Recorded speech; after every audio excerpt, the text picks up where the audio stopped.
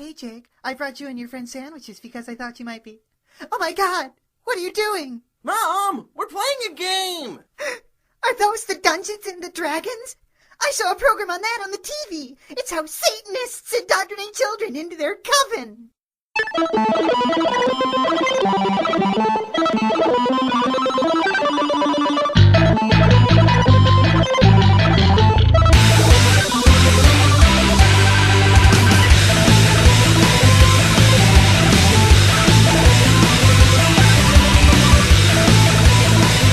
Hello and welcome to another episode with the Rollin' 20s. We are here for another discussion. I am Jeremy. Steve. Jesse. And me. As usual, we're using another tune by Uncanny Supremacy to open the show. This one is called Scorcher. You can find their music at uncannysupremacy.com with the exception of their latest two albums, which can be found on amazon.com. We also used a little bit of a clip from an old studio called Floating Hand Studios, The Dungeons and the Dragons, so I would recommend you go look that up. How's the day treating you so far? The first 5 minutes of it are pretty good. Second that. Oh my god, maybe you guys should have kids. They are wonderful alarm clocks. I have an alarm clock. It's called a cell phone. When it goes off, I hit it. I don't think I need kids. Yeah, unfortunately, none of mine are sleepers. As soon as the sun comes up and it's just a hint of light in the room, Dad, it's time for breakfast! Go make eggs! That was so not me at that age. It's kind of sad because I know when they turn into teenagers, it's going to be nothing but fighting, but at least they'll sleep in till noon. Yeah. You hope. Well, I mean, not every teenager is argumentative. You're right. My kids are naturally industrious. Uh-oh. It's kind of hard to explain, but my daughter... I forgot to tell you guys, she was accepted into the GATE program. Oh, cool. Don't know what that is, but congrats. Just like that. Yeah, it's the California version of the Gifted program. They start accelerating studies. Oh, nice. Yeah, obviously she's mid-year, so she can't shift into it yet, but... Steve, this will sound familiar. She's highly intelligent and socially awkward. So, like all of us? At the very least... Except you? No, Steve knows me in school. I didn't speak to many people. Yeah. You know, it took college before I learned I could flirt with people successfully. Yeah, me too. Oh, when I moved out of the town I shared with Steve, he imparted on me that there were at least two people that were apparently trying to hit on me, and I was completely oblivious. Which carried over into adulthood. I'm just better at flirting with people instead now. I noticed when people were flirting with me. I just had no idea what to do with it. To be honest, though, you're a girl. It's easier to tell when people are flirting with you because the boners are very apparent. Guys are much more obvious about it. Yeah, the tent in the pants makes it pretty obvious. Oh, my goodness. I got one of those fun questions for you guys. Oh, God. If you could just sit down and play a video game for hours from any library, what would you do? I mean, which one would you pick? Which one? Skyrim popped immediately to mind. That is one I've been playing lately. But, Final Fantasy VI. Ooh. Just delving honestly, backwards a little bit. If you set me in front of Civ, I'll play it endlessly. That's another one that I can with. I for some reason, I went backwards in my brain, and I think if I could get my hands on a copy of it, I would be playing Mega Man 2 for just hours. Oh, God. Now the soundtrack is playing in my head. Isn't it disgusting? And back in the day, I played Baldur's Gate for hours on end. 1 and 2. Actually, more 2 than 1, I guess. I did it for all the Final Fantasy and Secret of Mana. I don't know. I guess it was just more into action-oriented games because every time I came up with this, I was thinking something like Mega Man 2, Contra, Metal Slug. Yeah, I mean, I like action games, but they don't make me play them for hours. Oh. I play them for a little while until I've gotten the adrenaline rush I need, and then I Speaking of playing them. Speaking of old games, I finally found some time to rearrange my storage space while my family's out of town. A couple of my nerdy friends were with me, and as I was going through stuff, I think I caused orgasms. I went fine. I found my copies of Legend of Dragoon, Suikoden, Suikoden 2, all PlayStation versions, all there. Xenogears. I found my Dreamcast. So Keith Apicary is probably just headbutting his monitor right now. I found a long box deep in there, and I start flipping through it, and unfortunately most of my comic collecting was in the 90s, so there's a lot of flotsam in there. But I picked up a random issue, New Mutants 98, and on one of those, splash bubbles on the cover, first appearance of Deadpool. Oh God. Nice. Yeah, so I had to start watching over my shoulder because I think a friend of a friend was about to throttle me and steal half my nerd stuff.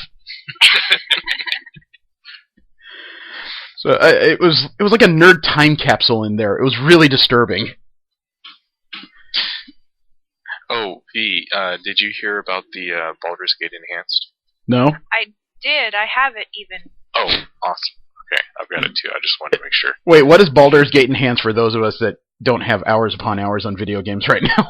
They recently re-released the game, fixed a bunch of things, made it work on larger resolutions, added a couple of characters. Oh.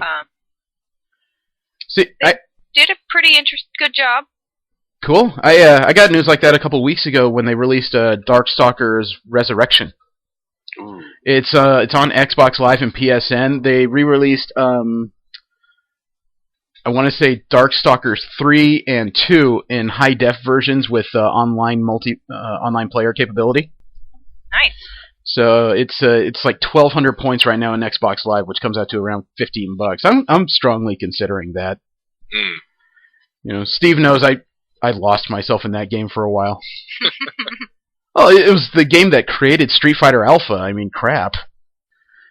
My God. There was a lot of news that came out this week that really struck my fancy anyway.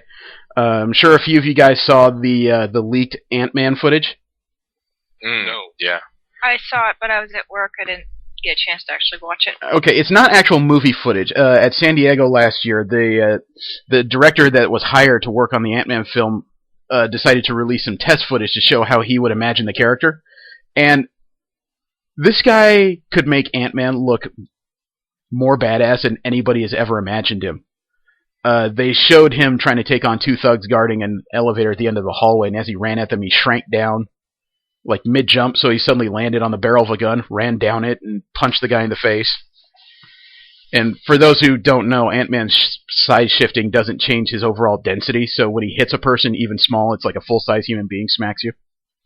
Yeah, which always kind of scared me because, I mean, just simple physics-wise, if you're that small and you're hitting somebody, I mean, that's just going right through them.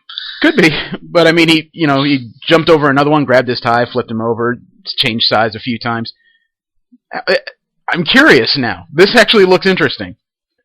But as soon as it was leaked, Disney brought down the hammer, and most of it was taken offline. I managed to find one copy left on Vimeo before, right after they started taking it down. Mm. So if it may still be out there, but you'd have to do some really good hunting to find it. I wouldn't expect to find it on YouTube. Yeah, it might be. Yeah, Disney's really good at that. Yeah, talk about covering. Let's see. We talked last week about Emma Watson possibly being in 50 Shades of Grey. Yeah. Yeah, she's come out with a bunch of denying words, but there's no straight-out denial. It's a little bizarre. If you know what I mean. She asked the question, why would I ever want to do that? She never said no. Yeah, I think the quote I saw was, really, guys, do you ever believe that I would do that role in reality?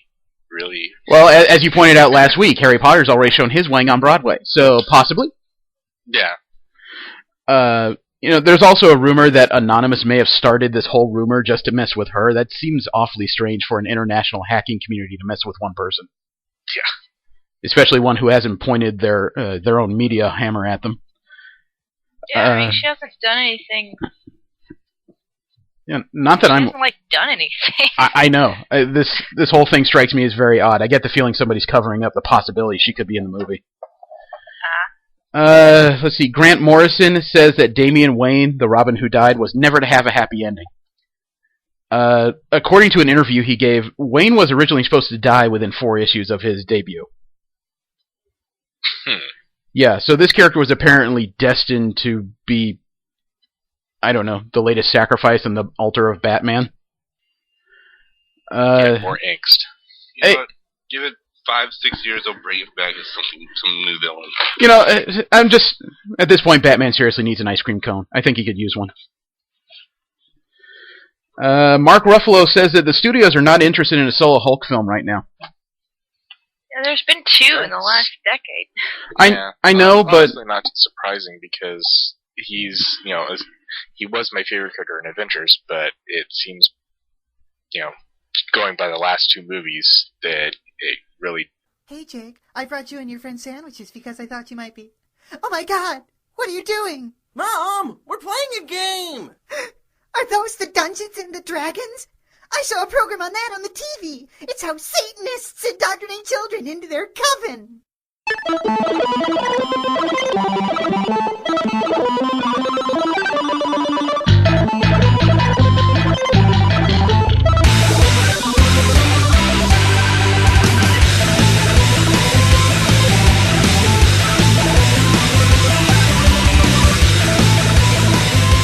hello and welcome to another episode with the Rollin' 20s. We are here for another discussion. I am Jeremy. Steve? Jesse? And V. As usual, we're using another tune by Uncanny Supremacy to open the show. This one is called Scorcher. You can find their music at uncannysupremacy.com, with the exception of their latest 2 albums, which can be found on amazon.com. We also used a little bit of a clip from an old studio called Floating Hand Studios, The Dungeons and the Dragons, so I would recommend you go look that up. How's the day treating you so far? The first 5 minutes of it are pretty good. Second that. Oh my god, maybe you guys should have kids. They are wonderful alarm clocks. I have an alarm clock. It's called a cell phone. When it goes off, I hit it. I don't think I need kids. Yeah, unfortunately, none of mine are sleepers. As soon as the sun comes up and it's just a hint of light in the room, Dad, it's time for breakfast. Go make eggs. That was so not me at that age. It's kind of sad because I know when they turn into teenagers, it's going to be nothing but fighting, but at least they'll sleep in till noon. Yeah. You hope. Well, I mean, not every teenager is argumentative. You're right. My kids are naturally industrious. Uh-oh. It's kind of hard to explain, but my daughter... I forgot to tell you guys, she was accepted into the GATE program. Oh, cool. Oh, cool. Don't know what that is, but congrats. Just like Dad. Yeah, it's the California version of the Gifted program. They start accelerating studies. Oh, nice. Yeah, obviously she's mid-year, so she can't shift into it yet, but... Steve, this will sound familiar. She's highly intelligent and socially awkward. So, like all of us? At the very least... Except you? No, Steve knows me in school. I didn't speak to many people. Yeah. You know, it took college before I learned I could flirt with people successfully. Yeah, me too. Well, when I moved out of the town I shared with Steve, he imparted on me that there were at least 2 people that were apparently trying to hit on me, and I was completely oblivious. Which carried over into adulthood. I'm just better at flirting with people instead now. I noticed when people were flirting with me. I just had no idea what to do with it. To be honest, though, you're a girl. It's easier to tell when people are flirting with you because the boners are very Guys apparent. Are much more obvious about it. Yeah, the tent in the pants makes it pretty obvious. Oh my goodness. I got one of those fun questions for you guys. Oh, God. If you could just sit down and play a video game for hours from any library, what would you do? I mean, which one would you pick? Which one? Skyrim popped immediately to mind. That is one I've been playing lately. Final But, Fantasy 6. Ooh. Just delving Honestly, backwards a little bit. If you set me in front of Civ, I'll play it endlessly. That's another one that I can with. I for some reason, I went backwards in my brain, and I think if I could get my hands on a copy of it, I would be playing Mega Man 2 for just hours. Oh, God. Now the soundtrack is playing in my head. Isn't it disgusting? And back in the day, I played Baldur's Gate for hours on end. 1 and 2. Actually, more 2 than 1, I guess. I did it for all the Final Fantasy VIII and Secret of Mana. I guess, I don't know, I guess I was just more into action-oriented games because every time I came up with this, I was thinking something like Mega Man 2, Contra, Metal Slug. Yeah, I mean, I like action games, but they don't make me play them for hours. Oh. I play them for a little while until I've gotten the adrenaline rush I need, and then I Speaking stop of playing them. speaking of old games, I finally found some time to rearrange my storage space while my family's out. Hey, Jake, I brought you and your friend sandwiches because I thought you might be... Oh my god! What are you doing? Mom, we're playing a game! Are those the Dungeons and the Dragons? I saw a program on that on the TV. It's how Satanists indoctrinate children into their coven.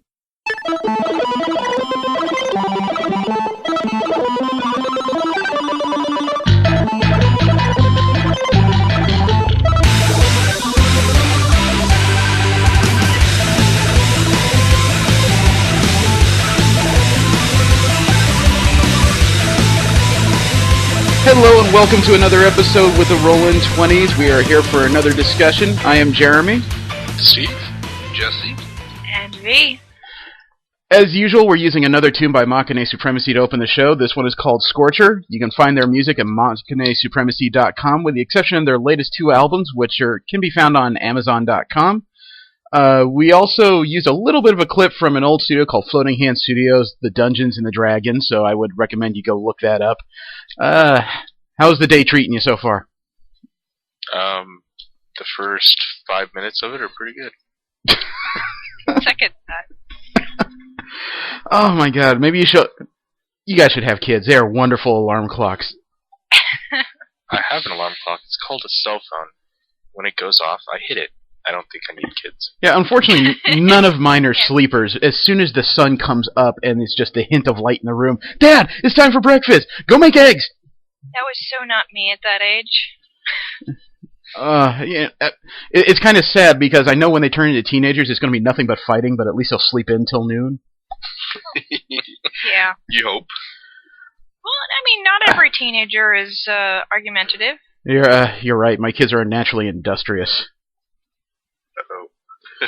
It's kind of hard to explain, but my daughter... I forgot to tell you guys, she was accepted into the GATE program. Oh, cool. Oh, cool. Don't know what that is, but congrats. Just like that. Yeah, it's the California version of the Gifted program. They start accelerating studies. Oh, nice. Yeah, obviously she's mid-year, so she can't shift into it yet, but... Steve, this will sound familiar. She's highly intelligent and socially awkward. So, like all of us? At the very least... Except you? No, Steve knows me in school. I didn't speak to many people. Yeah. You know, it took college before I learned I could flirt with people successfully. Yeah, me too. Oh, when I moved out of the town I shared with Steve, he imparted on me that there were at least two people that were apparently trying to hit on me, and I was completely oblivious. Which carried over into adulthood. I'm just better at flirting with people instead now. I noticed when people were flirting with me. I just had no idea what to do with it. To be honest, though, you're a girl. It's easier to tell when people are flirting with you because the boners are very guys apparent. Are much more obvious about it. Yeah, the tent in the pants makes it pretty obvious. Oh my goodness. I got one of those fun questions for you guys. Oh, God. If you could just sit down and play a video game for hours from any library, what would you do? I mean, which one would you pick? Which one? Skyrim popped immediately to mind. That is one I've been playing lately. Final But, Fantasy VI. Ooh. Just delving Honestly, backwards a little bit. If you set me in front of Civ, I'll play it endlessly. That's another one that I can do with. I for some reason, I went backwards in my brain, and I think if I could get my hands on a copy of it, I would be playing Mega Man 2 for just hours. Oh, God. Now the soundtrack is playing in my head. Isn't it disgusting? And back in the day, I played Baldur's Gate for hours on end. 1 and 2. Actually, more 2 than 1, I guess. I did it for all the Final Fantasy VIII and Secret of Mana.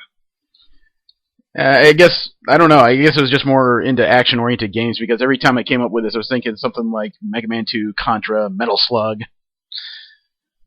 Yeah, I mean, I like action games, but they don't make me play them for hours. Oh. I play them for a little while until I've gotten the adrenaline rush I need, and then I Speaking stop of playing them. speaking of old games, I finally found some time to rearrange my storage space while my family's out of town. A couple of my nerdy friends were with me, and as I was going through stuff, I think I caused orgasms. I went. You're fine. I found my copies of Legend of Dragoon, Suikoden, Suikoden 2, all PlayStation versions, all there. Xenogears. I found my Dreamcast. So Keith Apicary is probably just headbutting his monitor right now. I found a long box deep in there, and I start flipping through it, and unfortunately most of my comic collecting was in the 90s, so there's a lot of flotsam in there. But I picked up a random issue, New Mutants 98, and on one of those, splash bubbles on the cover, first appearance of Deadpool. Oh God. Nice. Yeah, so I had to start watching over my shoulder because I think a friend of a friend was about to throttle me and steal half my nerd stuff. So it was like a nerd time capsule in there. It was really disturbing. Oh, did you hear about the Baldur's Gate Enhanced? No? I did. I have it even. Oh, awesome. Okay, I've got it too. I just wanted to make sure. Wait, what is Baldur's Gate Enhanced for those of us that don't have hours upon hours on video games right now? They recently re-released the game, fixed a bunch of things, made it work on larger resolutions, added a couple of characters. Oh. See, did a pretty good job. Cool. I got news like that a couple weeks ago when they released Darkstalkers Resurrection. Ooh. It's on Xbox Live and PSN. They re-released I want to say Darkstalkers 3 and 2 in high def versions with online player capability. Nice. So it's like 1,200 points right now in Xbox Live, which comes out to around $15. I'm strongly considering that. Steve knows I lost myself in that game for a while. Oh, it was the game that created Street Fighter Alpha. I mean, crap. My God. There was a lot of news that came out this week that really struck my fancy anyway. I'm sure a few of you guys saw the leaked Ant-Man footage. No. Yeah. I saw it, but I was at work. I didn't get a chance to actually watch it. Okay, it's not actual movie footage. At San Diego last year, the director that was hired to work on the Ant-Man film decided to release some test footage to show how he would imagine the character. And this guy could make Ant-Man look more badass than anybody has ever imagined him. They showed him trying to take on two thugs guarding an elevator at the end of the hallway, and as he ran at them, he shrank down, like mid-jump, so he suddenly landed on the barrel of a gun, ran down it, and punched the guy in the face. And for those who don't know, Ant-Man's size shifting doesn't change his overall density, so when he hits a person, even small, it's like a full-size human being smacks you. Yeah, which always kind of scared me because, I mean, just simple physics-wise, if you're that small and you're hitting somebody, I mean, that's just going right through them. Could be, but I mean, he jumped over another one, grabbed his tie, flipped him over, changed size a few times. I'm curious now. This actually looks interesting. But as soon as it was leaked, Disney brought down the hammer, and most of it was taken offline. I managed to find one copy left on Vimeo before, right after they started taking it down. So if it may still be out there, but you'd have to do some really good hunting to find it. I wouldn't expect to find it on YouTube. Yeah, it might be. Yeah, Disney's really good at that. Yeah, talk about covering. Let's see. We talked last week about Emma Watson possibly being in 50 Shades of Grey. Yeah. Yeah, she's come out with a bunch of denying words, but there's no straight-out denial. It's a little bizarre. If you know what I mean. She asked the question, why would I ever want to do that? She never said no. Yeah, I think the quote I saw was, really, guys, do you ever believe that I would do that role in reality? Really? Well, as you pointed out last week, Harry Potter's already shown his wang on Broadway, so possibly. Yeah. There's also a rumor that Anonymous may have started this whole rumor just to mess with her. That seems awfully strange for an international hacking community to mess with one person. especially one who hasn't pointed their own media hammer at them. Yeah, I mean, she hasn't done anything. Yeah, not that She I'm. hasn't done anything. I know this whole thing strikes me as very odd. I get the feeling somebody's covering up the possibility she could be in the movie. Let's see. Grant Morrison says that Damian Wayne, the Robin who died, was never to have a happy ending. According to an interview he gave, Wayne was originally supposed to die within 4 issues of his debut. Yeah, so this character was apparently destined to be, I don't know, the latest sacrifice on the altar of Batman. More angst. You know what? Give it 5-6 years, they'll bring it back as some new villain. You know, I'm just at this point, Batman seriously needs an ice cream cone. I think he could use one. Mark Ruffalo says that the studios are not interested in a solo Hulk film right now. Yeah, there's been 2 in the last decade. I know, but honestly, not surprising because he's, he was my favorite character in Avengers, but it seems, going by the last 2 movies, that it really doesn't make a good solo character movie. He could. I mean, he could if they continue the strain they got, where Banner has found a use for the Hulk instead of constantly trying to get rid of it or tamp it down. Yeah. If they make the character willing, then it could be a fun movie. Otherwise, it's like we said last week. You have a monster movie disguised as a superhero flick. I mean, my idea for the movies, and I think it was a good one, was that if somebody contacts him because, say, the leader contacts him because he's kidnapped his cousin, and instead of relying on the Hulk, which is barely controllable, he decides to hire Luke Cage and Danny Rand. I think that's a good movie. That could be fun. Yeah. And the Heroes for Hire have other supporting characters you could add, like Misty Stone or Misty Knight, and she's a detective. I can't remember the name of the other one. A girl with a cybernetic arm and another one with a sword. Yeah, I think that's enough characters to float a movie. But what do I know? I'm just a comic nerd. Yeah. Let's see. Oh, other thing I was bitching about a while ago. The new Wonder Woman had her pants taken away. Oh yes. I found the current Wonder Woman, even though they redesigned her because of fan outcry, they took away the pants they designed her with. Yep, she's back in hot pants. Yeah. I found a listing for a Kotobukiya statue of Wonder Woman based on Jim Lee designs. Somebody must have not given them the memo. This character still has the pants she was originally designed with. So it's actually a decent looking statue. Yeah. Red and black. It's a good set of colors. Nice. So all you fanboys desperate to see legs, fuck off. They're there. They're just decently covered. Let's see. Fanime finally announced a guest of honor. They got the director of Durarara coming. Ooh. He worked on Durarara, Bakano, Hellgirl, and Princess Jellyfish. Never watched Princess Jellyfish. Well, it may be a theme running because they're also bringing Yumi Sato. She happened to be an animation producer on Bakano and Durarara. So they may have a theme going as overall guess. And that would be cool. Yeah, the only thing that sucks is we're 2 months out from the convention. Little late for you to finally bring these up. Well, it could be like that one year that they decided to, well, not them, but the acts that decided to say, oh yeah, we got Yoko Kanno, at the convention.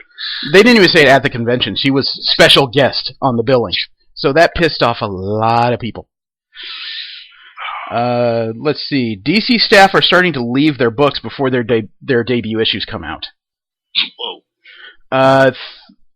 Andy Diggle, I believe. Let me see. Well, let's see. Joshua Hale Filikov. He was supposed to be working on Green Lantern Corps and Red Lantern.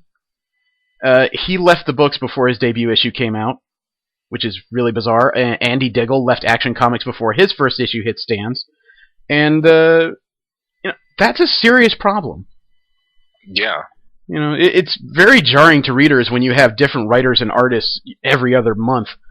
And, I mean, Rob Liefeld, we discussed how I think he's an utter pain in the ass. But he did the same thing. So I don't know what's going on at DC. They just seem to be irritating everybody. Maybe New 52 meets can't keep a job. I don't know. I mean, that's... Without more information to go on, I mean, that just sounds like Tantrum, hissy fit. I know. Something, Unfortunately, the only direct information we're getting from anybody is from the artists, and they post relatively pragmatic and diplomatic stuff on Twitter. So we're not getting details as to what in the frick creative differences means. Yeah. Little bit of personal news. Do you remember last year I was complaining about there was a panel that was put on the Anime Expo, Bad Jokes by the CEO? No, I don't remember that. Okay, it appeared at the end of the panel sign-up, or really close to the convention, I should say. It was apparently supposed to be a half-hour panel where the CEO is going to stand on stage and tell jokes. A few people on at least the cosplay boards were a little upset because they had other panel ideas that were not accepted. They were bumped so that this guy could tell jokes on the stage. Well, the guy was rather socially awkward, if I remember correctly. Oh, you're thinking of Latanzio. This is his. This is the guy that hired him and took over. Mark Perez. That just makes it all better. Yeah. Well, somebody came into the cosplay.com forums and introduced himself as an admin of the Axe forums, and people started asking all kinds of questions as to whether or not they'd be able to basically talk freely over there. And he said they would, but somebody brought up this panel. And it bothers the crap out of me because according to what this guy knows, or says he knows, the board, the SPJA board, put this panel on because apparently the CEO is very bad at telling jokes, and they decided this would be funny. To me, that's almost textbook harassment if you're going to force someone to do something and makes him uncomfortable. Yeah. If it is forcing them. Yeah. I talked to one of the attorneys I work with, and according to him, the relationship between a CEO and his board is different than employer-employee. If it's in the articles of incorporation that the CEO is supposed to do certain things the board asks for, including panels at conventions, he could be forced to do it. So when I brought that up, basically this guy started to get really pissy and called me nitpicking. He basically just threw a hissy fit at the end because he said that he came in here with an olive branch and he just saw that everybody in here was just giving him a hard time, and he doesn't think he deserves it. So he basically quit the thread in this little hissy fit he threw. The thing is, though, previously the threads we've had discussing Anime Expo, we've had several Axe employees that tried to hide behind their screen names and create enough drama to get the thread closed so we couldn't have these discussions. It hasn't worked. We've identified most of the parties responsible. And, even if the guy is true and everything on the Axe forums is finally not going to be deleted, he said it himself. The board apparently has a lot of sway over the division chairs and the employees, so we have no idea if anyone's going to come down with a band hammer on any of us. And on top of which, with that much acrimony built up over former employees, it's going to take a while for that kind of trust to be rebuilt. Yeah. I mean, and they don't seem to be even heading in that direction yet. So. Yeah. And he's not helping, saying that the board can force people to do things. So if he wants to clear things up, maybe the board should come into that thread and start talking to people directly. With the information he's giving, they have like boogeyman-esque power. So he needs to calm down a little bit, think, stop whining, and let us talk to somebody a little higher up with more information, I would imagine. Yeah, or just drop it. It's like you show up, you make an announcement, people respond negatively. Yeah, well, you gotta figure that's gonna happen. I know. He basically expected ice cream and cake as soon as he came in the room, and there isn't that level of trust right now. It's got to be built. You got to show us something. Okay, that's enough of my little rant. We were talking a little bit about Kickstarter before the show. RiftTrax has a Kickstarter still running with 3 days to go. They want RiftTrax. You haven't heard of this? Oh, you know what they are? Yeah, I know. I just hadn't heard of it. Okay, they have the Kickstarter part. I mean. Okay, they have a Kickstarter. They once or twice a year they do live RiftTrax. They sit in one location and they broadcast it to movie theaters across the country under, I think, Phantom Events. Is that the word? I believe that's the name. Anyway, they have a Kickstarter because they want to do a live RiftTrax of Twilight. Oh God! I got an email from a week ago that just says line. I looked it up. It's 3 days to go. They have a goal so they can get the rights to do this, or if they if the cinema company decides not to play ball, they'll find an alternative movie. I'm hoping they get this. The goal was $55,000. They've come up to $244,000 so far. They have gone over four times goal. Nice. That's been happening with a lot of Kickstarter projects, I've noticed. I'm thinking about putting some money in there on our behalf, because some of this is really interesting, as well as being able to download the live show.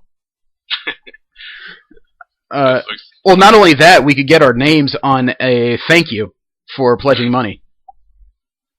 So I'm strongly considering this. This is just fun. This is a funny idea, I think. Yeah, so they're going to do the entire series? No, just the movie, from what I understand. Well, $55,000 was the goal to get the movie. At $250,000, maybe they could make a deal for the movies, for all of them. But the Twilight stuff has been some of their best-selling riffs, probably because it's just that really easy. Good. Those movies are honestly easy to poke holes in. Don't die. Oh. I told you one of those days those cats were going to try to kill you. Sorry. That was you? Well, I don't know. Steve, I heard noise. So Steve, was that you? No, I thought that was Karen or somebody. Karen's out of that. Okay, this is scary. Somebody's on the line. I think it's. Okay. Let's see. Only two more news stories here. Warner Brothers and DC have won a court appeal for the Superman rights over the original creator's heirs. Basically, they held up a lower court decision that said that this weird letter of promise where they were going to sign over the rights years ago by the wife and daughter of the creator, Jerry Siegel, is relatively a binding document, so DC gets to hold the rights of Superman. This is kind of a big deal, because if the heirs get even half the rights, they would have the ability to lease the character to other companies as they saw fit.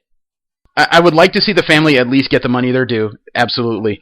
But there is something a little weird about a company being able to lease a character out. And that brings us to the biggest story of the week. Marvel, well, actually, there's one more in between. Robert Redford is in talks to join this cast of Captain America and the Winter Soldier. As who? Not sure. He would play some kind of senior leadership role in S.H.I.E.L.D., probably a number cruncher and intel analyst. There's a little bit of an idea that maybe he could be an up-in-years Dum-Dum Dugan. That could work. But, relating to the Superman story, Marvel right now is running a spring to summer event called the Age of Ultron. Ultron has taken over the world. There's, the few surviving heroes are dealing with a problem. Here's the rub. Somewhere in the Age of Ultron, a character is going to debut that I don't think anyone ever thought was possible. Angela the Angel. From Spawn? Yes. Okay. It turns out that Todd McFarlane lost a recent court fight with Neil Gaiman, who helped him write some of the early Spawn issues. And as a result of that, Neil Gaiman has 50% rights to the character. Remember what I said about Superman potentially being leased to other companies? That's what's happened here. Angela was not only going to debut in Age of Ultron, she's going to be in Guardians of the Galaxy issue 5. At least no one in the fandom is quite sure where this is heading. Yeah. But, comic book crossovers have happened before, but an overall lease like this, I don't know if that's happened in any comic book history. So this... Nothing comes to mind. Yeah, this is really new territory for me. I guess it kind of depends on... Well, not crossovers, because McFarlane owns Spawn. Gaiman owns apparently 50% of the rights to Angela, Anti-Spawn, and a few other things. That must have been a very, I don't know about interesting. I wouldn't want to sit in... Long, but, I wouldn't want to sit in that courtroom. A very unique court battle. I couldn't sit in that courtroom. The fighting must have been similar to, divorcees fighting over millions of dollars. Oh, my God. Jeez. And something else I think I want to bring up, because we need to have another discussion about movies in the future. It occurred to me after we signed off and I reviewed the whole thing, we didn't talk about any independent comic movies with any detail. Yeah. No. I was thinking about it too, Spawn and so forth. We kind of glossed over them. Yeah, we didn't hit Judge Dredd with any real intensity. There's a few things I'm sure we could discuss in there. But what we are discussing this week is the Fringe of the X universe, with 2 books relatively new, Uncanny X-Men and Uncanny X-Force. Uncanny X-Men was restarted, and it focuses around Cyclops' new mutant revolution. And X-Force, I don't know. I don't quite know how to say that other than it seems to be a bunch of disgruntled X-Men trying to figure out what to do with their lives. Yeah. I mean, I'm a bit fascinated with the Uncanny X-Force. Yeah. We'll start with X-Men since it does relate a little bit to what we've talked about previously. What were you guys' opinions of what you read thus far? Interesting. I'm liking the direction it's going. It was... I have to say, I like Scott's new uniform. That is the best he's looked in a long time. That was impressive. Yeah. Not too keen on the art overall, but... yeah. The artist Chris Bachalo has this very kinetic style. You know, whenever anybody's doing something, I've noticed little bits of debris seem to float up. I can't argue with what you need, though, because the art does match the story. It's a very scratchy, unsure program they're running right now. You know, everything is running very quickly. It almost seems like the issues 1 through 3 take place over the course of about 3 days. Yeah, it was very fast-paced. I'm liking the new mutants that they have in there. I did notice that they didn't throw the shape-shifting guy on the cover, or whatever they decide his powers are exactly. I think that's still kind of a work in progress. One of the things I did like, and I don't know if you guys picked up on it, is how unsure everybody is in this book. Yeah. I mean, it's almost like, yeah, we're the X-Men, except it's almost like New Mutant days, because, you know, nobody, not even the teachers, have complete control over their powers at the moment. Yeah, I mean, V talked about it last week, how Cyclops has major destructive power. I think it's been pushed up to the holy fuck levels. Yeah, I mean, crazy. That's the thing. It's like, yeah, I have all this power. I mean, even more than what I had before, and he was scary before. Yeah, it's just that no control. I know that new radial and spiraling aspect to it. It's not a beam anymore. It's a wave, I guess you could say. And not only he's still talking like the most confident man in the universe. Well, I think some of that's, you know, just to hold himself up, and then, yeah, he's kind of got to talk the part if he's going to be starting this revolution. Yeah, it's not going to be like, yeah, guys, I don't really have control of my powers, but I'm going to do things for you. Well, you notice the new guys, they're not referring to him as Cyclops, Mr. Summers. They're referring to him as Professor all the time. Yeah, that was amusing. I wonder if he had to do that, or if they just called him that. I think they probably just leaned toward it. I think he's insisting on it a bit. You know, I think there's some atonement he feels he needs to do because he killed his own professor. How did that happen? Actually, I'm kind of glad you asked, because this leads into a little bit of something else. There was an event called Avengers vs. X-Men. There was 5 of them, as I'm sure you read about, that had the Phoenix Force split among them due to Tony Stark's actions. Cyclops, Emma Frost, Colossus, Magic, and Namor the Submariner all had a fifth of the power. What they found out when Namor was defeated was that his powers weren't sent into the ether. His remainder was immediately sent to the other 4 members of this particular group. So as each one of them was defeated, the ones left became stronger, until the last 2 were Emma Frost and Cyclops. And something I forgot about when I previously discussed what's happening with these characters is that one of the last quiet dates Cyclops and Emma Frost had as Phoenix holders, Emma had mentioned how she was getting tired of the Resistance and just wanted to burn the world and start over. So, during the last fight, Cyclops, kind of throttled Emma to the point of passing out, so he had the entirety of the Phoenix Force and turned into Dark Phoenix, kind of in a heartbeat. He went wild, Professor X stood in his way, and Cyclops took him out.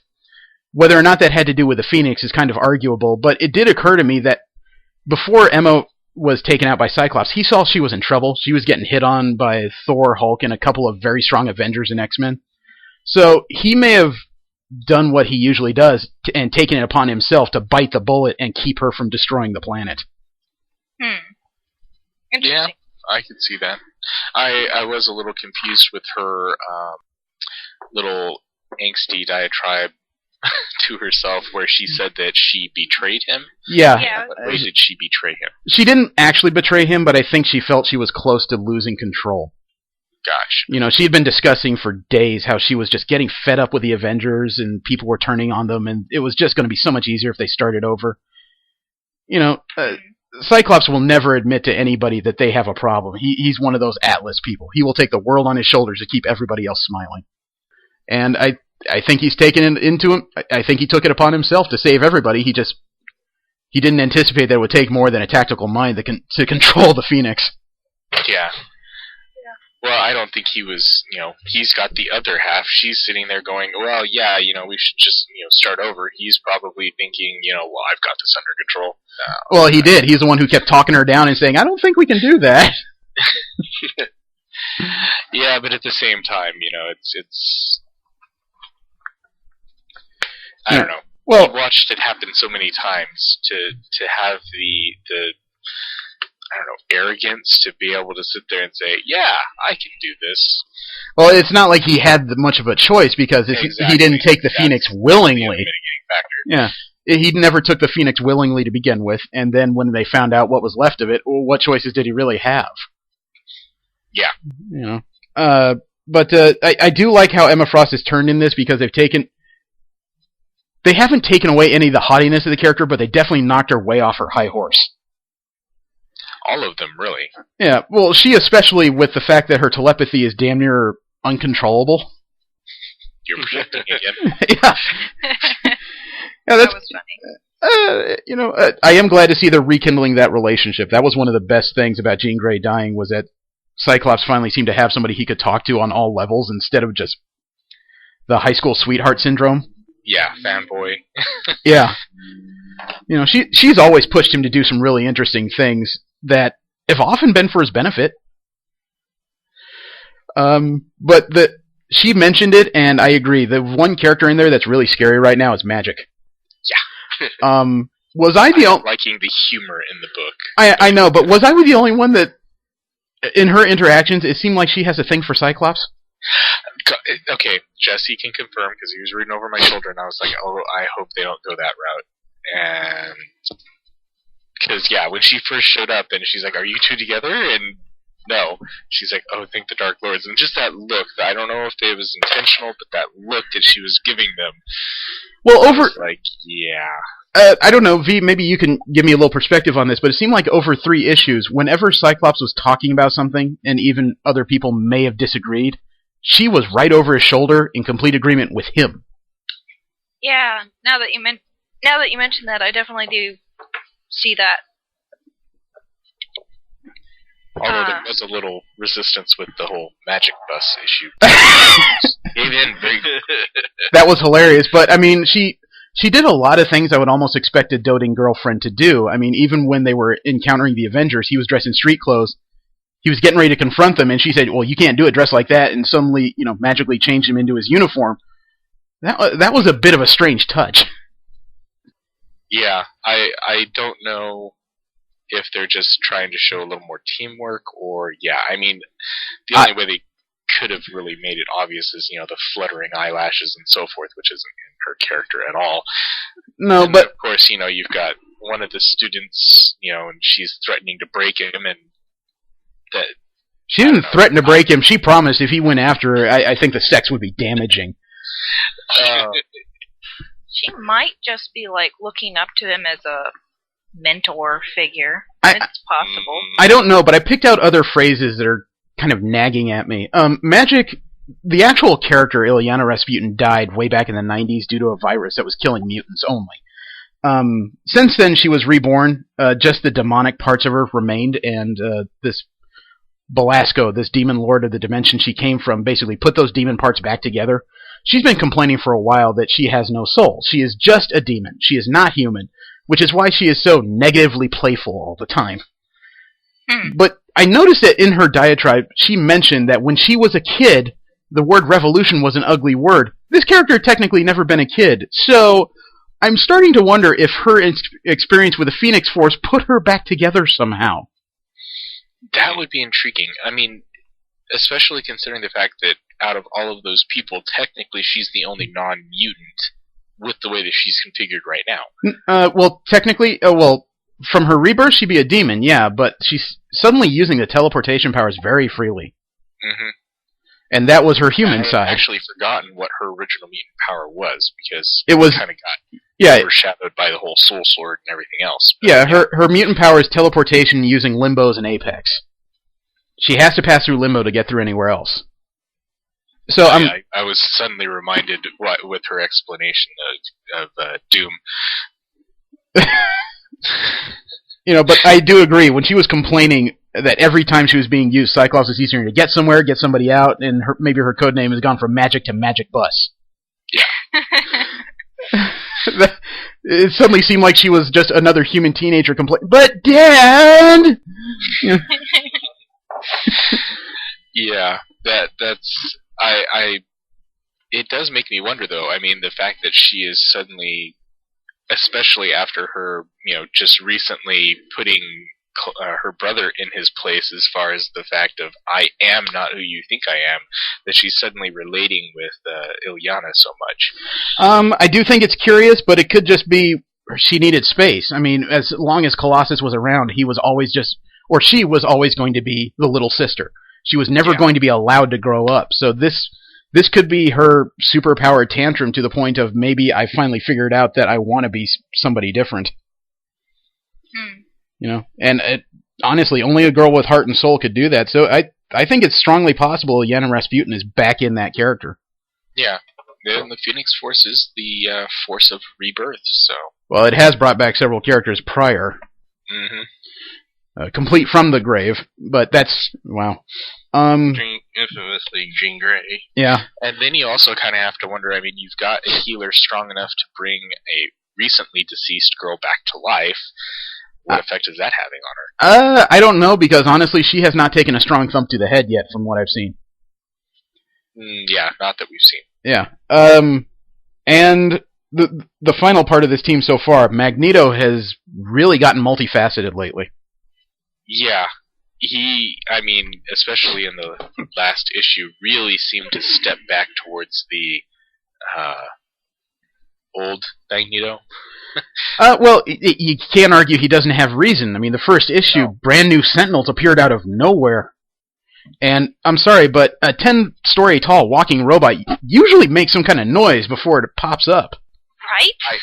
I also noticed, though, that they were drawing some of them very big, but others were small. Yeah. I'm not exactly sure if that was just some were close, so they looked big, and others were small, but I was pretty sure I remember seeing a small one actually placed in front of a big one, so that kind of leads me to believe that, there were even little mini ones. Yeah, V, what's your thought? I was wondering if maybe they were teleported in. That's a possibility. In the Marvel Universe, obviously, there's several technologies proficient enough to do that. But what Steve pointed out with the various sizes, I'm wondering if we're starting to see that shift in technology that's going to lead us from the 70s, purple and mauve giants down to the Nimrods. Oh, shit. That's a scary thought. The human-sized mutant killing specialists. Yeah. Now, I mean, because they were kind of stepping in that direction with the... They did that with Bastion. Yeah. Remember the Omega Sentinels, the ones that were nanites? The ones that were like, yeah, that's the word I was like, what the hell? Yeah. Where they just kind of implanted them into humans. Mm-hmm. Yeah, so it's creating questions. I do like the fact that, at least in the beginning, Magneto played everybody. Yeah. Yeah. He showed true initiative with that. Yeah, but what do you think? Do you think he was telling the truth, that he was doing it just to get on the humans' good side so he could find info, or do you think he's just playing all ends to figure out how he'd end up on top? I think he's playing all ends. Yeah, truthfully, that's the feeling I got. Yeah. Yeah, I'm inclined to agree. Yeah, at least they brought him down to a point where he's not going to be the overriding force on the team like he was prior to AVX. Before, every time he stood behind Cyclops, I couldn't think of many combinations that were going to defeat that, so they brought down his power levels to the point where they may have issues. Yeah. Well, I mean, not to keep harping on DC, but that's one thing that Marvel's good at is you build people up and then they tear them down. They don't keep them at their absolute best, because again, when you have somebody with that much power, it's a little hard to threaten them. Yeah, write realistic scenarios where they're going, oh my god, I might have some problems here. Well, that's the fun difference, I think, between DC and Marvel. DC tries to convince people that all these extra normal forces, aliens, goddesses, kings of the deep, are the ones that are going to be able to save you, whereas Marvel, it's a lot of people who may have had bad circumstances that tend to pull themselves up by the bootstraps and do something better. Yeah, I think that's the overall theme difference that I enjoy. What did you guys think of their crop of students thus far? A lot of them still unsure themselves, but by God, that healer guy is like just rolling in this. Yeah, I'm looking forward to the build-up of their backstory. I gotta admit, the healer, his name escapes me, but he Ronald or something like that. Something of that effect. But when the X-Men recruit, there's always a bunch of scared individuals. There's a bunch of self-assured individuals. He's the first one I've seen that is having his true superhero fanboy moment. Yeah. Well, I was kind of saying to Jesse, I could see where he would be a lot more comfortable. I mean, you've got the time chick who it's like, Oh yeah, they call her Tempest. I just had a complete thing with my powers, and oops, I'm sorry, I just froze everybody for a while. The new guy with the golden balls popping out of her, which I like, by the way. I really am looking forward to the development of that. I want an explanation on that, because I don't know if I want to be able to explain the power. I pop gold balls out of my stomach. That's almost as good as organic flesh, okay?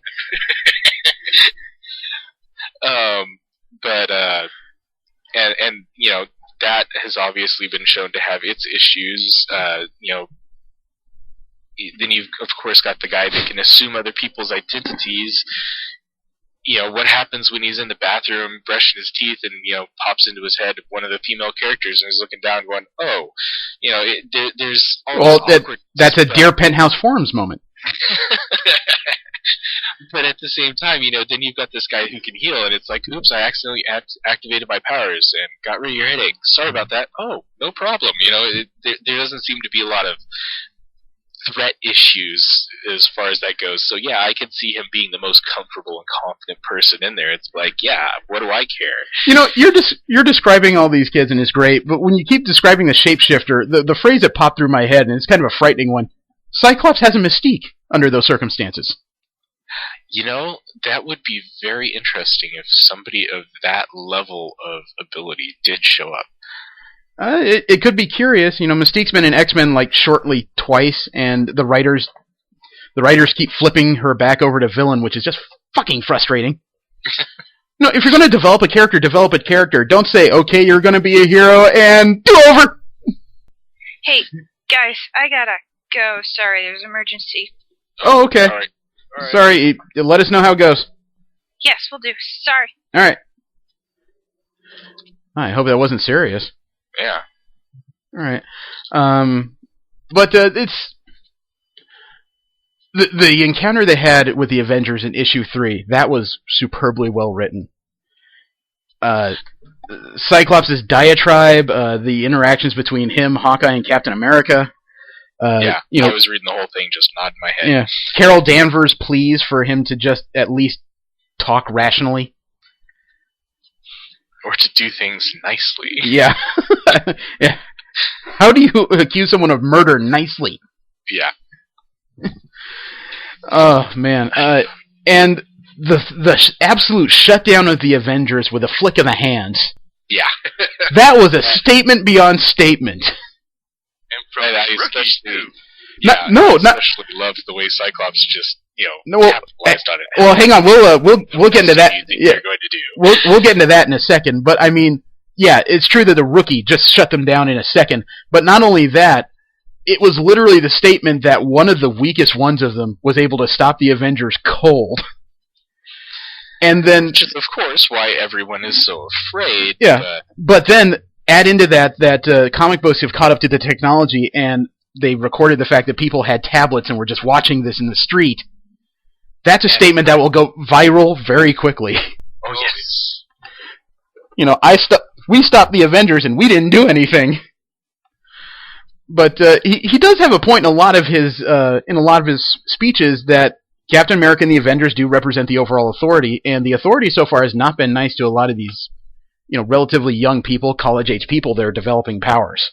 Oh yeah, no, definitely. That's one thing that they've been showing over and over again is, especially with the latest one, you know, the guy's just sitting there, you know, completely freaking out, and, you know, first response is tase him. Yeah, tackle him. Well, it's a little sad because I thought when Captain America added Havoc to lead the Uncanny Avengers, he added Cannonball and Sunspot to the main Avengers crew. I thought he was finally going to deal with these things, but he's still leaving it largely to Wolverine's school to take care of it. Yeah, although I have to wonder if that isn't just a writing difference as well. It could be. We'll have to see how it develops. I'm just a little disappointed that the Avengers aren't getting more proactive now that they have a global evolution happening. Yeah. At least they finally did undo the Scarlet Witch's No More Mutants routine. The reality's been rewritten, so the characters who were going to be mutants are now mutants. That is what I took away from their explanation. Yeah. Well, there's still a few mutants she depowered that are having issues. You know, Mirage still hasn't gotten her crap back. I don't even know if I want to mention Jubilee, but I just did. Well, actually, we'll sideways this discussion a little bit because Marvel's bringing out a new book that's just the ladies of X-Men. You know, another sub-team is forming, basically. Mm. And on one of the covers, I saw Jubilee throwing plasmoids.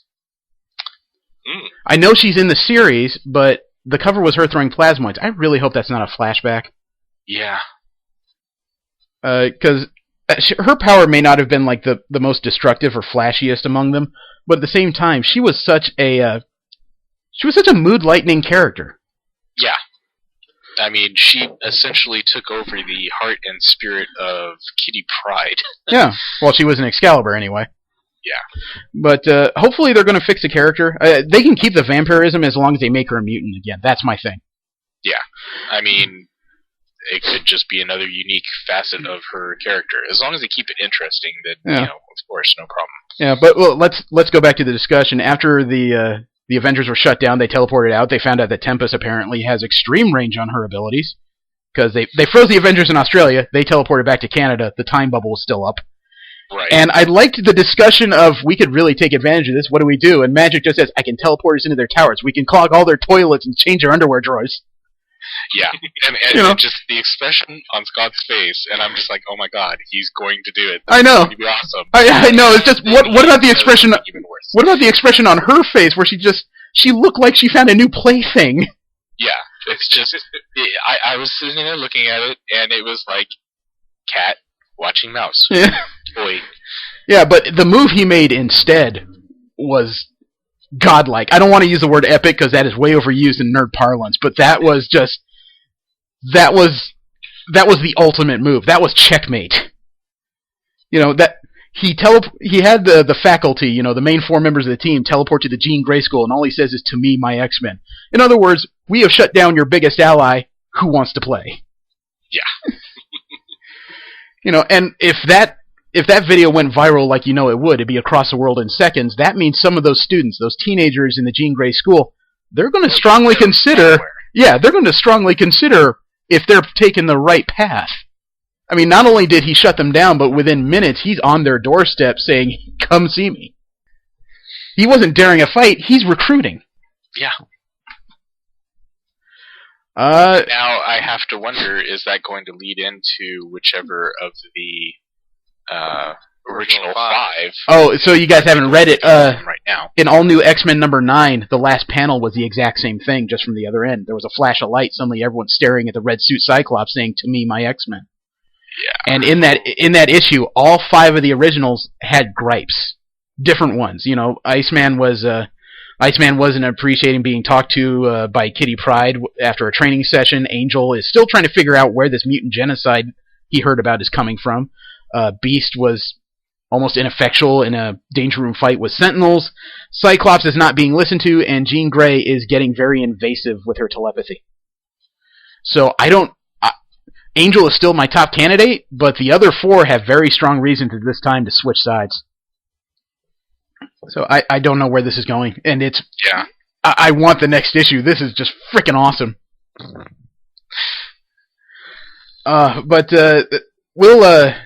That's about as far as that gets right now, unfortunately. The next issue of Uncanny, I think, comes out in 2 weeks, and the next issue of All New comes out next week.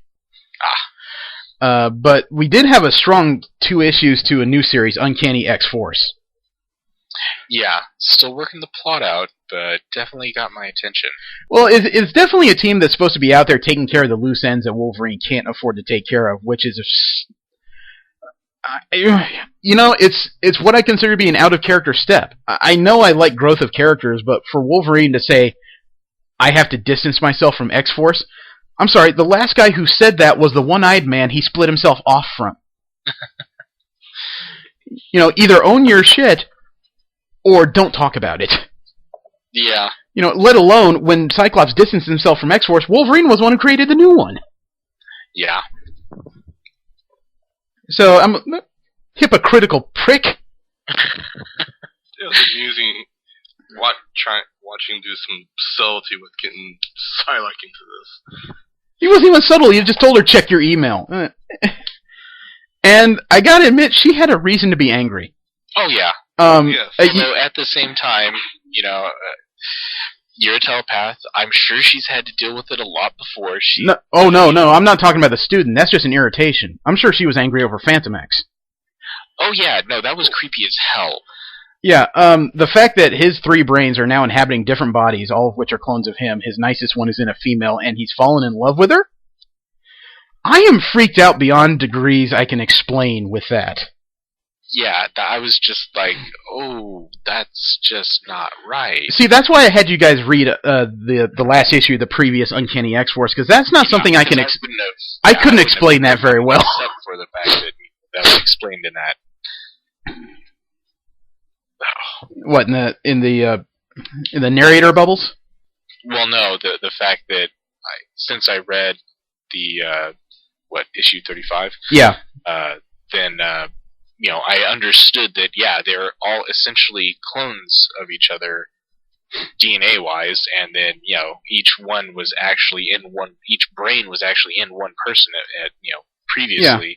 But still, to see him just sitting there, and this guy is laying it on thick. Yeah, well, I know the issues you read don't explain him very well. He was a member of the Weapon Plus program. I think he was Weapon 13. Remember how Wolverine is Weapon X? Turns out that's not an X, that's a Roman numeral. He was Weapon 10. The idea was somebody was trying to create a better bioweapon, and Wolverine was the 10th attempt. Phantom X is basically the 13th attempt.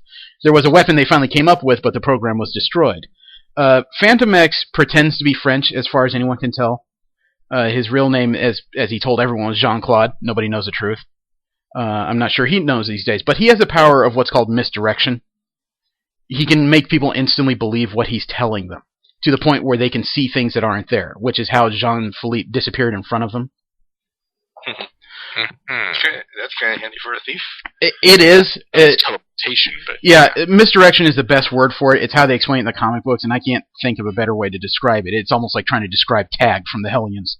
But he's not a very interesting character to me. Cluster could be more interesting because she seems somewhat more pragmatic. But the fact that she's returning Phantom X's affections, it's making my spine crawl out of my skin. Yeah. Well, and it's the way that she was the one that brought up Betsy. Yeah, and Jean-Philippe. The one they call the Dark Phantom X. Right. And it makes me wonder how much of...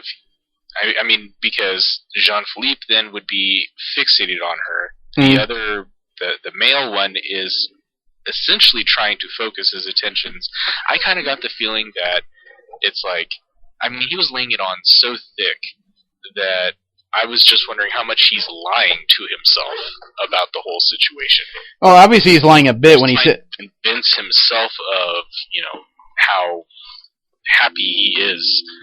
And then the female version, being the more pragmatic one, is like, okay, let's talk about the elephant in the room. Yeah, I don't quite know how to take all this yet, because the whole thing is... It's the one thing about X-Force I'm not enjoying right now. It's making me tune out a little bit every time I read his particular story. Yeah, I think the easiest way to describe that whole thing is just creepy. Yeah, I can't argue that.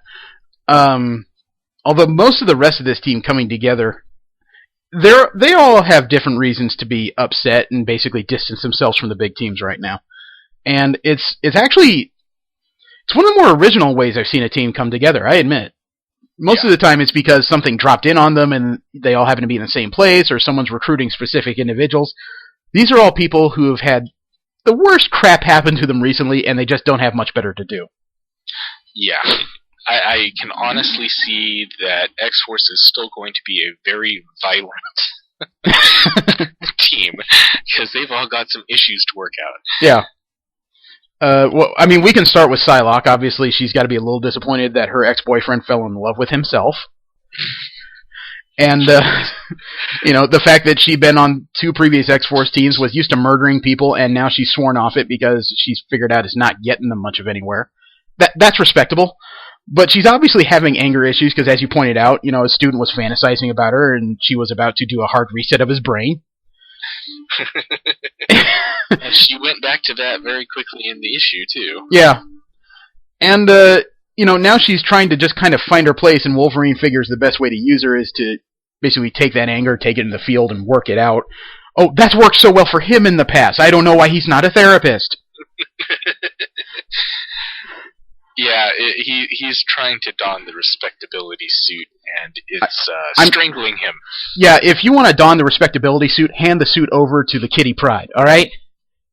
She can make that believable. Him, I'm still waiting for him to claw that desk. I know he hasn't, he's got spares. Point taken. But it's... Man, when she saw Spiral near the end of that first issue... Oh yeah, I mean, I had forgotten about the cybernetic eyes, but I just saw that panel and I was just like, oh yeah. Yeah. Lot of personal hate there. People that don't know, Spiral is a former stunt woman, believe it or not, who fell in love with Longshot a while ago.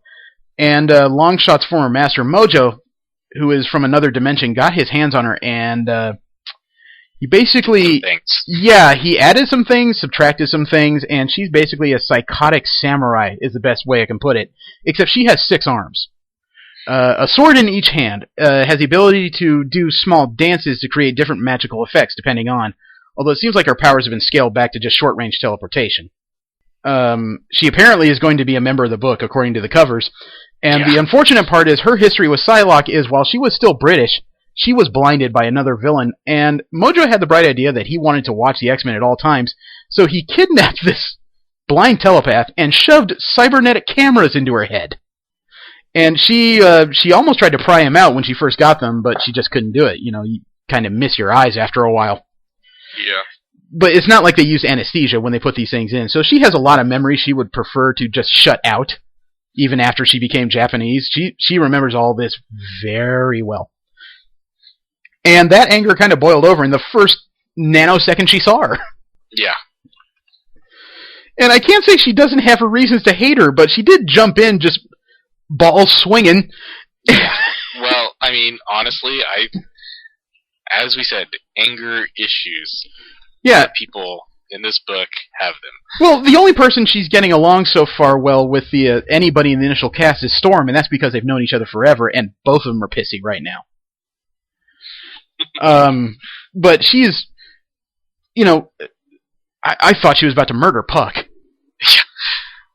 Well, he was asking for it on several levels. Yeah, well, you have to give the man room. He literally fought his way out of hell.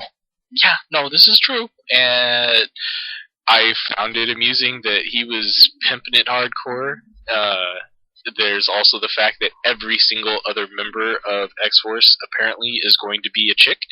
I don't think so, but we'll get into that in a little bit. We'll move on to Storm a bit because Storm is a classic character. Anybody who's listening to this, I'm sure, is very aware of the character, except for the fact that for a while she was married to the Black Panther and Queen of Wakanda. It was one of the more interesting marriages in the Marvel Universe, but because of their opposite sides on Avengers vs. X-Men, he, as king of his own country, he annulled his own marriage. So she suddenly finds herself no longer a queen, still basically in love with the guy, but can't really talk to him because the X-Men are not allowed to enter the country, period.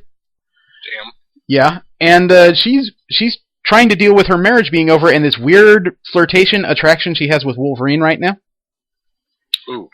Yeah, pick up on that. Oh, they kissed in another comic book recently when she asked him to cut her hair. That's how she ended up with that mohawk. Well, I just figured she was going back to her. I mean, it seems like anytime something goes wrong with her character, she goes back to that hairstyle. That's what the writers actually said. The mohawk is always a sign when her life is in major upheaval and she's not on solid ground. And it's true. She always goes to that mohawk when something really crappy has happened to her and she's not over it. Yep. You know, before it was losing her powers, now it's losing her husband. And she's taking it better, I think, than the other members of the team. She's more functional. She thinks before. Stable. Yeah, she thinks before she jumps. Well, that's kind of usually been her character. Yeah, but this is also new territory when she's on X-Force. She's been on other teams, but I don't think she's ever been on one of the proactive ones before. Oh, I'm sorry. She was on one prior with Psylocke just before Avengers X-Men, but that series didn't go very well. Or not series. That particular story arc didn't go well. It wasn't well written. But I have to see how she handles things because her role may be less of support, like I thought it was, and more trying to keep Braddock from actually murdering someone. Maybe she's the referee. That's a good way to put it. I hope that's not a black and white joke. Oh, fun. I do admit, though, Psylocke and Storm love the new costumes. Mm-hmm. You know, they found something unique for both of them to wear. Storm's is a combination of new and old. I like it a lot. And Psylocke, that's the first uniform she's had since she turned Japanese that I think is really good. You didn't like the slutty ninja leotard? I liked it in the 90s when that was appropriate. But the few changes they've had, she turned into, like, pirate ninja, black slutty ninja. The X-Force or the X-Men Extreme one was pretty good, but that was black latex ninja. This is the first really original look that's come up that fits the character, I think. Yeah, I was impressed. Yeah. And it doesn't even have any purple in it, which is a big step forward by the designers. Mm-hmm. People get so stuck on color schemes on characters, it seems like. Yeah. Well, I mean, she's got her pink psychic butterflies, so purple kind of goes with it. Still, doesn't have to correspond to everything. No, it doesn't. But let's move on to the definitive male member of this squad, Puck. Steve, what do you know about Puck? That he was in Alpha Flight and apparently died. I was kind of curious what happened to his daughter. That was another character I was a little more familiar with. The second Puck died as a result of their run-in with Weapon Omega way back when. Remember when he was an energy being stomping across the countryside? Yeah. Yeah, unfortunately most of Alpha Flight didn't survive that. As a matter of fact... seems to be common, actually. As a matter of fact, I think they were reborn as a result of an event, and I don't remember which one. They were put back on the planet as a result of one of those, all high beings throwing a tantrum. Right. But Puck is kind of unique because his name is Eugene Judd. He used to be 6 feet tall. He's physically a dwarf because he has absorbed a spirit. That's right. Yeah, it causes him constant pain, but at the same time, it hasn't affected his agility or mobility. It may have actually enhanced it. It has upped his overall density. He's still... he hits like somebody about 5 times his size, as you could see. Mm-hmm. And he is an extremely tough individual. He used to be called Puck because he used to wear a black unitard without legs, head to toe, and he bounced around. Yep. Like an acrobat out of his mind. But he's Yeah, he's died. He went unlike the others, he went straight to hell, and he managed to punch the devil in the head, and he escaped. He's only alive because he literally wanted to be.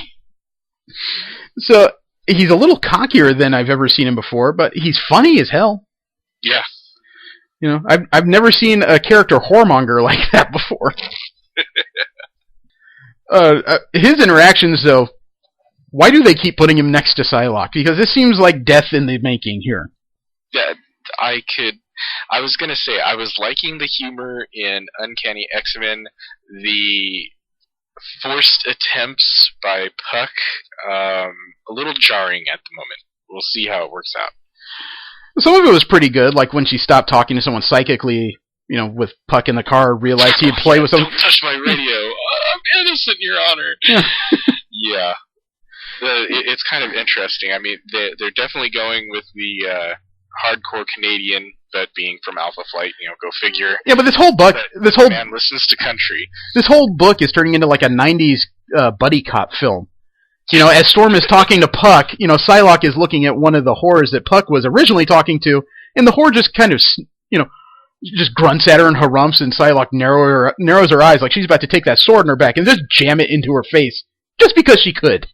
Yep. And I'm very interested to see where they go with Spiral in this. Yeah. You know, I had even forgotten, you know, for a while that she was Ricochet Rita, but that was right when I was getting into comics. Yeah. Longshot's always been, you know, one of my favorite characters, but, you know, I kind of came in after he had already been introduced, so I wasn't even really aware of that backstory. And the reveal eventually that she was Ricochet Rita, I was just like, oh. Well, that was always kind of a character that's had a lot of crap happen to her too. Yeah, if you remember though, the Longshot series was kind of confusing because Spiral was the person who originally kidnapped Rita. We only found out in the Excalibur mini regarding the X-Babies that Spiral was Ricochet Rita from a period forward in time. Yeah, it was just all, yeah, time. But, you know, X-Men in time. Yes. X-Men in time, X-Men in the multiverse, yeah, in hell, in all sorts of places. But yeah, it just, she's never been the most stable of people, and you know, again, I don't think you can mention her without mentioning the current source of whatever is going to happen, and the fact that she's taking care of this young girl. That, you know, I mean, that's the only reason I can come up with that she would actually be willing to stick around with these people. Well, there may be more going on here than I think, because we've, like you said, this Spiral used to be a human, just a regular run-of-the-mill human, and this wouldn't be the first time she's been on her own without Mojo. A lot of people forget there was a period where Spiral was a member of Freedom Force. You know, Mystique's Brotherhood of Evil X-Men that work for the government. Right. Yes. So she's been, I don't want to say a hero, but she's worked for pragmatic reasons in the past. It could be that she's finally getting, the further away she gets from Mojo, she may finally be getting more of her own drive back. Which would be a good thing. Yeah, well, Ricochet Rita she was never an evil person. No, she never was. Yeah. I mean, well, I always attributed her evilness either to Mojo's influences or just the fact that, well, I mean, even still, it's Mojo's influences. I mean, what was done to her? Yeah, she was reason to kind of rage against the world. She was physically and mentally remade, and she's never going to be Rita again. But it could be there's those small sparks of her still starting to actually push the character into ways Rita would act. The fact that she was harboring that young new mutant and trying to keep her safe, the question I have is who's she trying to keep it safe from? Was she actually trying to keep him safe from knowing that something like Bishop was coming back in time, or was she doing it just to keep the mutant teams from grabbing this girl up and trying to teach her to be a soldier? Yeah. I was also a little curious, I mean, considering the girl's powers and what we've seen of them, if it was entirely voluntary. I get the feeling some of it is, probably not to the extent she uses it. She's doing what she wants. Her powers are doing what she wants them to. Whether or not she means it to be as overpowering as it comes across, that I don't know. I'm getting, well, my take on what I read for that was that, maybe I'm looking hard into it, but I think Spiral's taking care of that little girl because that little girl is the drug that they're trying to figure out, and little girl's mutant powers just makes her happy. I don't know if I would take it that far, because as radiant as her astral form is, it's like a beacon. Most of the experienced telepaths, or at least the well-trained ones, know how to tamp down their influence, so it's hard to find who did what. As far as what she's doing, I don't think she's trying to create a drug. I get the feeling that she and Spiral are just trying to find a home. Just like a lot of the teenagers in the rave, they're trying to find a place where they actually belong. I do definitely think that, it's possible that there was a drug. Due to what ended up happening, I'm thinking it was more of a placebo and a mask for her powers. More than likely. Well, for all we know, Spiral has actually experimented on people in the past. Maybe the raves are not actual bonding so much as a field test. Obviously more non-destructive than her previous experiments, but this could just be an experiment to find out how far this kid can go. Yeah. So we'll see. We've seen her on the covers. Obviously, Spiral is going to be a member of this team, so she's not wholly evil, but yeah, she may still be doing stuff that are not quite above board. And the return of Bishop. That was scary. I don't know about scary. To me, it's obvious he's going to be a member of the team. He showed up in this new outfit that has a bunch of X's on it. Except I've never seen him create a shape out of his energy before. Well, he's obviously possessed. Yeah, that bear spirit or whatever it is, that's not him in the driver's seat. I just think it's a little too obvious that Bishop will be a member of the team for two reasons. One, yeah, the outfit he wore is brand new and it has X's all over it. So it's like he showed up and just said, "I'm ready to play!" But two, as Steve pointed out, Puck is the only male member of this group. I think it's pretty obvious somebody else was coming down the pipe. Yeah. I actually hadn't considered him being a possible member. I thought he made a very good villain. I was a little confused. They pretty much laid it out right when he shows up. He betrayed the X-Men in the future, got stuck there. Why were Betsy and Aurora so surprised and questioning where he had been? Did he betray the future X-Men? I thought he betrayed this time's X-Men in the future and they left him there. As a result of Messiah Complex, he accidentally shot Professor Xavier in the forehead, which caused a lot of acrimony. Then he found out that Cable took the mutant Messiah at the end of that, the one that grew up to be Hope, and took her forward in time, the only place he could hide her and train her. Bishop got his hands on a time device after beating the shit out of Forge, and followed them. He wanted to finish the goddamn mission to kill this kid. Unfortunately, Cable's time machine was broken. It could only jump forward in time, so Bishop kept following them into the far-flung future. When I say far-flung, I mean we're talking like third reign of apocalypse far-flung. The Earth was destroyed, far-flung. Colonizing in space, far-flung. Followed her so far forward in time that they finally, after, obviously years on the run, the kid grew up to a teenager.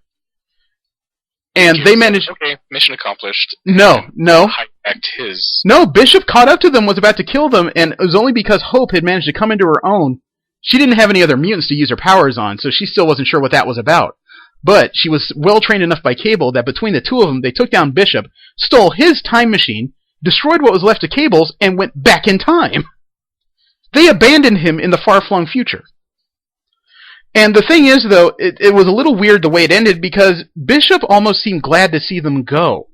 I almost got the feeling that the writers at the end were trying to treat it as if Bishop wasn't necessarily trying to murder her. He was trying to mentor her kind of in an ass-kicking format. She didn't need to be just trained in survival. I guess in his take, she needed to be trained on how to survive at all costs. So I don't know. Obviously he started out trying to kill her. Maybe he softened since they did the equivalent of 15, 16 years on the run. Maybe he changed the mission. Who gave him that mission? He gave himself that mission. From the future he came from, a red-headed mutant messiah ended up doing something that destroyed millions of people. And that's why, if you remember, mutants were hunted by other mutants. Right. It was his world where they started using hounds. The Rachel Summers thing? Yeah. So he's basically a member of Days of Futures Past storyline. He did not want to see that happen, so that's why when he got stuck in the past, he joined the X-Men. He wanted to stop them from dying and stop the mutant messiah. He fulfilled the first mission. Second one, I don't want to say it's a bust because obviously she got the Phoenix Force. She got rid of the Phoenix Force. I don't know if that's the event where she's supposed to go crazy. Because all he knew about was this redhead was going to get the Phoenix and do something crazy. And a lot of people would probably say, listening to this right now, but in Avengers vs. X-Men, they got rid of the Phoenix. It's split. It's gone. Tony Stark said so. If only you people knew. Yeah. Let's think about this for a moment. This is the Tony Stark that didn't know what the hell he was doing, and as pointed out, split the Phoenix Force into 5 unwilling hosts. And now all of a sudden he's confident enough in saying that, yes, the Phoenix Force is gone. Well, let's table Tony Stark right now because he thinks he did a good job. That's fair because the Avengers, really, all they knew about the Phoenix prior was what the X-Men told them. But which is why I was kicking them so hard in my head, being the ones to say, yes, we're going to stop this. But let's take this from another format. You're talking about a cosmic being who is powered by generations unborn. It basically eats the lives of unborn life forms to power itself. How are you going to destroy that? You might be able to segment it like he did on accident, but you will never be able to annihilate it and completely get rid of it. Yeah, not to mention the fact that the master and so forth of this entity, the Living Tribunal or something like that. Yeah, if it decides, it can just bring it back. Yep. There's the thing is, powers upon powers out there that humans have really no awareness of that can easily bring something like that back. Well, the other thing you got to remember is you brought up the Living Tribunal, but Marvel has a very big cosmic catalog that involves yin and yang. You have infinity and eternity. Both have avatars of their own in the Marvel universe. You have different avatars of life and different avatars of death all over the place.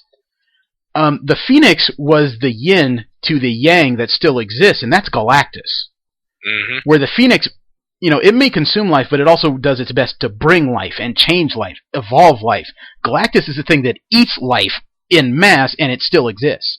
So odds are, this thing is not gone. No, it's hiding, it's recharging, it will be back. For all I know, one of the surviving Phoenix shards could be what brought Bishop back in time and is so fucking pissed off.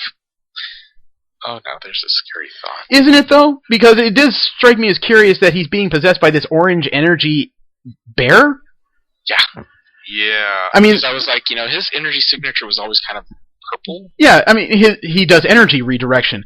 And it did strike me as curious that whatever has possessed him, I could be way off base. This could be a brand new character. But an orange flaming bear?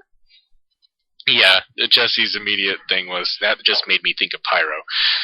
And I was like, yeah, but he's dead. It made me think of Ursa Major, so obviously I'm digging too far in the catalog here. But I'm probably wrong, but it is something to consider. Yeah. Man, but I do want to see where this goes. I want to see what it's like when Spiral has to play nice with people who aren't trying to kill somebody. I want to see what it's like for Psylocke to try to contain this, and I hope she never changes, because this is the most interesting this character's been since 94. Storm is fun. I love Puck in this, and I hope they bring back Bishop, because ever since Messiah Complex, I think he's been done wrong by writers. Yeah, he became a very convenient bad guy. Yeah. Well, actually, if Omar Sy is playing Bishop in the new movie, they need to reintroduce the character in the comics. So we'll see how that goes. I asked V to do something. Unfortunately, she had to leave. I was going to call it the V cast. No, I asked her to cast an Uncanny X-Force movie. Since she's gone, we can ask her about it next week, but maybe we should just kick that around right now. Okay, you get to do most of the work, because I know nothing about different actors, but... You know enough about actors. Don't give me that bullcrap. You watch the same movies I did. Yeah, I just don't remember them as well. Well, I mean, we got to start with the team lead, obviously, Psylocke. Not quite sure where to go with that, because Lucy Liu used to be my primary pick. She's gone up in years. Well, I don't know. She still looks good on the TV series she's doing lately. Yeah. So I suppose she could do that. I don't know where to... She's a little petite, though. Yeah. Wow, Storm. I don't want to go back to Halle Berry. No. I think she did a decent enough role, but yeah. Yeah, it's not my speed. She's been okay at it, but she's never really had the character down well. I don't know where to go with that, because I don't want to do just painting up people, but I don't know, maybe Keisha Knight Pullum? She was the one who played Rudy way back when on The Cosby Show. Okay. I haven't seen her in anything recent, but... She's done a few recent items lately. She'd be about the right age, and I think she's still acting. I'm going to send you guys something. You can tell me what you think. It's a link to an image search I did of her. She's actually pretty attractive. She could do this. She's really grown up. Damn. Yeah. No, I could see that. It might be a little hard to hide her hair under her wig. She's a man. She likes to remain. Well, I don't know. They do decent enough skull caps nowadays. Yeah, I guess so. I don't quite know where to go with Puck. That's a hard one. Yeah, I mean, kind of depends. Do you want to go for somebody who's actually a dwarf, or do you want to go for, cinematography? Well, obviously, a guy like Peter Dinklage would be superb, but at the same time, there is something about being an actual dwarf that limits your mobility. Mm-hmm. It's the genetic problem of it all when you have a very stocky frame and small shoulders and hips. So I think I'd rather go movie magic on that one. Shoot, who could do that? Well, I know Puck is Canadian, but obviously Canadians and Americans sound pretty similar, other than ending every other sentence with a. Yeah, that's kind of not true too, anyway. But it depends on what sections you go to. Well, it also depends. Yeah, because I mean, they don't really write him with an accent, so I don't think he's French Canadian. But no, he said he was from Saskatchewan. Yeah. Which would make him somewhere out around Bret Hart territory, I imagine. Man, that is hard. I don't quite know. I mean, Colin Farrell, I guess, could do it, but he's not exactly a very beefy individual. Yeah. I don't know. Jesse, you got any thoughts on that? I know the only actors I'm currently aware of, even remotely know of, are just whatever happens to be in movies in the past 5 to 10 years. Oh, you know who could do it? And I don't remember his name. The guy who played Bones in the latest Star Trek films. Who? The one who played Dredd? Yeah, no, he was good. Wait, the guy that played the Doctor was the same guy that played Dredd? Yeah, in the latest movie. Didn't even know that. Guess that would work then. Carl Urban, that's his name. Here, I'll send you guys another image search. If you actually look at his face in some of these glamour shots, he looks kind of like Puck. Yes. I'm looking at it right now. Yeah. All you gotta do is put a skull cap on him. He looks like the man. Yeah, I can see it. Wow, okay, I didn't think... And he can pull off that kind of gruff... wise ass. Yeah. Yeah. Wow, I'm actually kind of impressed. I didn't think we'd be able to hit it that close to the mark. Let's see. Let's talk Bishop, because I'm sure he's going to be in on this team. I mean, Michael Jai White comes to mind. Yeah. I can't. He doesn't have to put on the afro. No, it's just every time I listen to him, I always think of Sonic the Hedgehog. I can't break that. Every time I think of Michael Jai White, all I hear is Dynamite, Dynamite. No, but he could seriously do that. He's got the stature. He's not a terrific actor, but he can pull off the work if people will give him a chance. Either that, or if you want to go an older Bishop, you could go with what's his name, Jason Cruz. Okay. Is that his name? The guy from the Old Spice commercials? I hadn't put it together with that, but yeah. Although he seems a little glib. But that's probably just due to the commercials. Well, the commercials always have him just yelling in such high energy. Yeah. Oh, the Expendables. Yeah, that's right, the Expendables. That was the black guy in there, Cruz. Terry. Terry Crews, thank you. He could do that. Although I admit, every time I talk about him, I think about him doing that weird muscle music commercial for Old Spice. I don't know what it is about that, because it's a ridiculous premise and it's stupid as hell, but every time I watch it, I laugh really hard. Yeah, you just have to. Yeah, there's no other way I can put it. Let's see. And then we've got, probably the hardest one would be Spiral. That's going to involve a lot of CG just with the 6 arms, so... Yeah, I kind of hope you wouldn't go with Automaton on that, because she'd have to walk around with a hell of a backpack, whoever she is. Yeah, well, and then the helmet is so facially concealing. You can pick almost anybody. Well, no, remember, the helmet is her past. She's not wearing that anymore. Oh, remember, take a look at the cover of Uncanny X-Force 1. She's in a black bodysuit with I want to say with sleeves and independent legs. Wow, who the hell could wear that? It would have. Oh, I know. Ask Lucy Lawless to do it. Okay. Why are you laughing at me? Just because when I hear Lucy Lawless, I always think of the Xena yell, and that just, yeah. It makes me laugh. Well, here, I'll send you a relatively recent image from 2007. She was in Battlestar Galactica too. She still looks incredible. Actually, the pose she's striking in this picture, she looks like Spiral. Tell me this Kiwi couldn't do the job. No, yeah, she could. She definitely could. Yeah, she's got about the right age. She's physical enough. I think she could kick some serious ass in that role. But man, that would be actually an interesting movie. The problem is that these are all so complicated characters. You would never get the origin told in a succinct amount of time. Yeah, you would just have to hope everybody could keep up with you. And as I said, that it's going to remain a very violent storyline for a while. I'm not sure with the way media's headed, you can even get that project off the ground. I guess it all depends, but yeah, I couldn't count on it. Lawless could do it. She's up in years. Anybody have an alternative just in case? We've all seen modern cinema, so this shouldn't be that damn difficult. I just don't know who I would cast in that role. How about Emma Stone, the one who played Gwen Stacy in the latest Spider-Man film?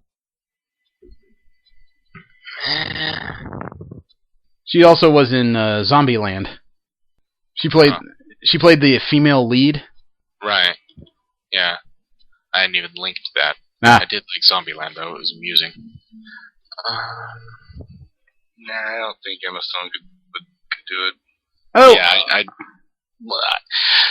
that's the thing. I mean, the character isn't going to end up looking like any particular... it's going to look like Spiral. Anytime you throw 4 extra arms on somebody, they don't quite look the same. Oh, do you think we should go older, like Charlize Theron? Because I don't know. I just think you need to get an actress that can properly act out that character. I don't really care what the person looks like, per se. Well, I wasn't talking about Theron as far as looks. I mean, I'm talking about her as an actress. She's an Oscar winner, after all. Which is true. So, yeah. It would I think it would take somebody with good acting skills that could actually really do justice to the character. Theron could do it from that standpoint, yeah. All right. Well, let's see. I don't think there's much else to be said, so next week we should probably jump back into movies for a little bit and talk about The Independents. Because there was more than a few good movies in that, and I'm sure we can find more than a few punchlines in there as well. Is there anything else that should be brought up? Nope. All right. So we will call it there. You can find us on Twitter at rolling_20s. Obviously, we are a member of Mission Start Podcast. You can find us there as well as several other shows. If you have any suggestions or anything you think we ought to talk about, you can email me at mspfreight.com, or excuse me, mspfreight@yahoo.com. And I invite you to roll with us next week. I am Jeremy. Steve. And Jesse. Have a great day, everybody.